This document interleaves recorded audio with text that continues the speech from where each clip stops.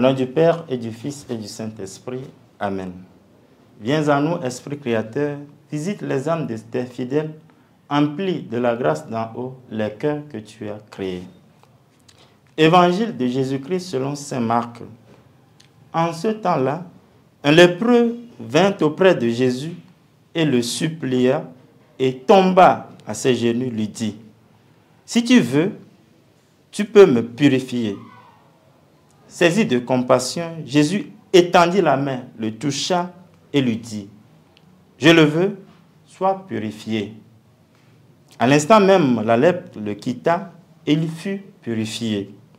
Avec fermeté, Jésus le renvoya aussitôt en lui disant, « Attention, de ne rien dire à personne, mais va te montrer au prêtre et donne pour ta purification ce que Moïse a prescrit dans la loi. Cela sera pour les gens un témoignage. » Une fois parti, cet homme se mit à proclamer et à répandre la nouvelle, de sorte que Jésus ne pouvait plus entrer ouvertement dans une ville, mais il restait à l'écart dans des endroits déserts. De partout, cependant, on venait à lui. Acclamons la parole de Dieu. Louange à toi, Seigneur Jésus. Nous sommes au jeudi 16 janvier 2025, dans la première semaine ordinaire, année C. Dans l'évangile de ce jeudi, Jésus guérit un lépreux qui témoigne de cette guérison malgré l'interdiction qu'il lui a imposée. Dans la rencontre de ce lépreux, exclu de la société, qui demande la guérison, on retrouve un Christ compatissant, qui ouvre son cœur, qui veut guérir.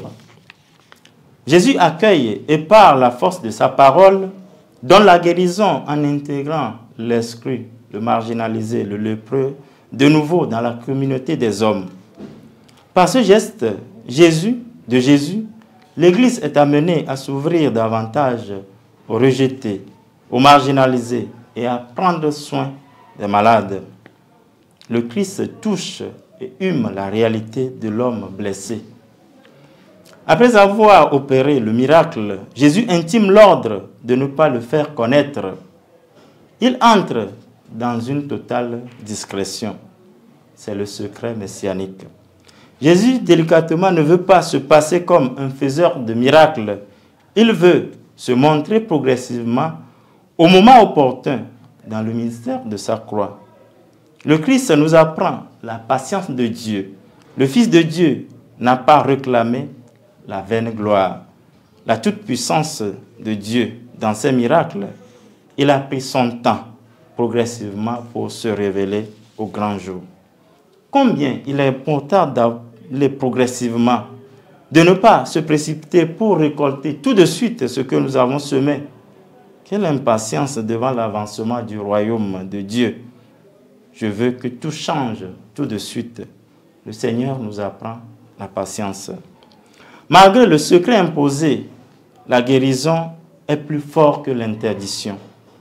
Le lépreux guéri proclame de plus belle la guérison dont il est bénéficiaire. On n'allume pas une lampe pour la mettre sur le boisseau. Nous sommes invités à proclamer l'évangile partout où nous sommes. Il n'y a pas de frontières, de limites pour annoncer le Christ par nos vies. Au nom du Père et du Fils et du Saint-Esprit. Amen.